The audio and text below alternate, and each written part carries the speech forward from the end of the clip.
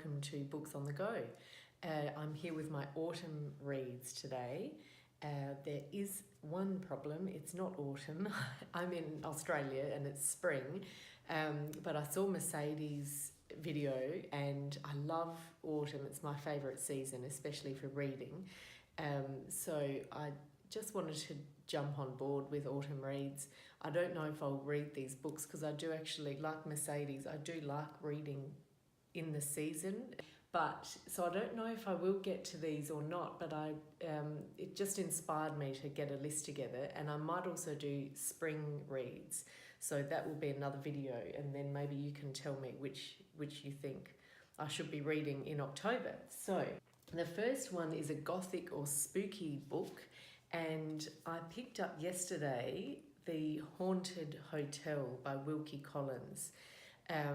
And I love Wilkie Collins. I read a couple of years ago for the first time The Woman in White and loved it. And then last year, I think, or the year before, I read The Moonstone and loved that as well. Maybe not quite as much, but I found it, I was surprised actually at how engaging and pacey and immersive his books are. So I'm looking forward to this. I don't know much about it, and it's very simple Penguin Books edition, and some of his books have been released in the most beautiful editions at the moment, but this is how this one came.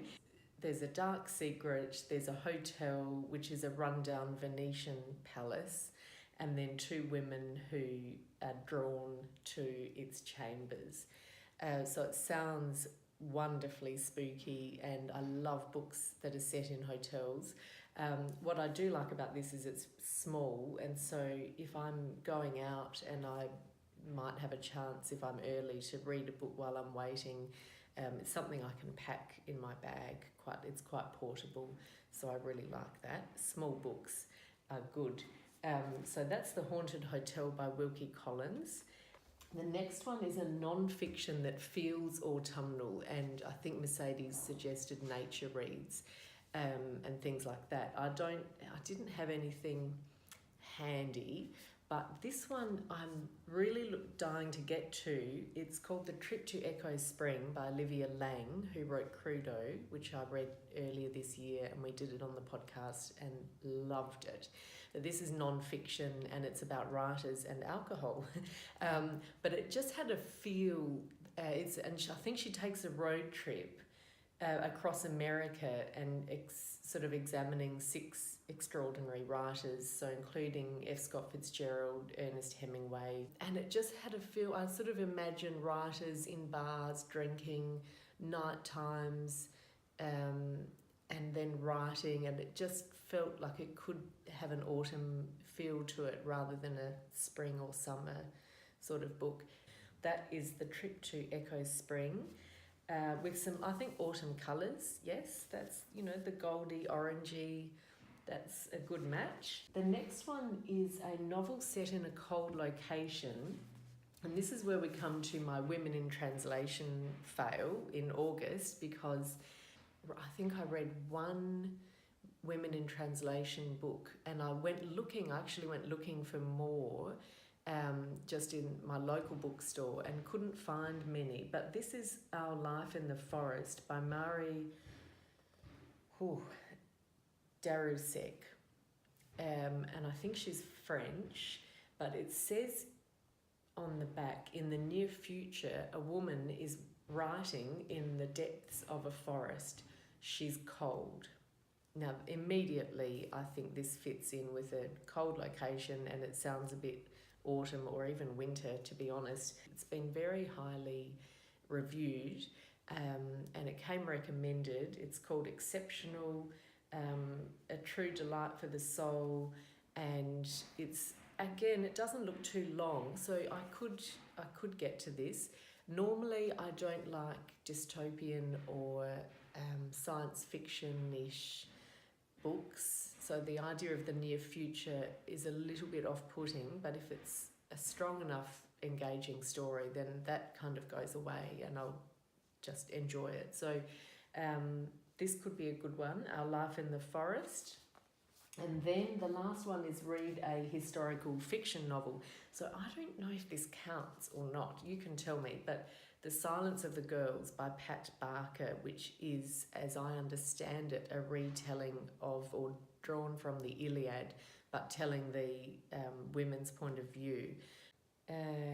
So Breezy's old life is shattered. She goes from queen to captive, and she's awarded to Achilles as a prize of the battle. I knew Achilles was in there somewhere. And this just appeals to me. Again, the colours are beautiful. The cover is glorious. Does that count? Is that historical fiction? I think it is. Sort of more mythological. But I thought if that counted, I could sneak that one in. And with that, a book that I've been meaning to get to is Margaret Atwood's The Penelopiad, based on the story of Penelope, Odysseus's wife. And I read The Odyssey for the first time this year and loved it. The translation by Emily Wilson. And this is Margaret Atwood imagining Penelope's story, because of course that wasn't told. And even though these myths were passed down orally, so we don't know what the stories were about Penelope other than what was written down, and that might have had more of a bias towards focusing on the men. So this will be really good, and again, we could call it historical fiction, but I just thought that was a nice companion for the Pat Barker Silence of the Girls. Whether I'll get to all of these, I don't know. What I actually have coming up next is, for the podcast, I'm in the middle of Billion Dollar Whale, which I'll talk about in another video. That's all finance, but quite fascinating. And the next one we're doing, this is a proof edition, is The Lost Man by Jane Harper, who wrote The Dry. And that was a crime, sort of police detective story set in drought-stricken town in Victoria in Australia, with Aaron Falk was the police detective. And there's a second one, I think Force of Nature, with him. But this, I think, is a standalone called The Lost Man. So it's not an Aaron Falk novel. And I don't quite see, I think it is what it says. There's a man who's lost. But it's on a coastline, and I think the suggestion is whether he jumped, but in fact there's another direction he could have gone, and whether by design or by accident become lost. So I don't really know actually, but that is next on my list. So that doesn't seem to be spring or autumn, so it's not fitting in with the seasonal themes at all, but I'm looking forward to it. So they're my autumn reads. I'm quite keen to do them soon because they're books that I want to get to soon, so I'm keen to do them in October, but it is definitely not the season here. So tell me what you think. Should I read them? I don't know if I want to keep them till next March. Should I read them now or not? And I'll do a spring video soon too. So I'll see you then. Bye.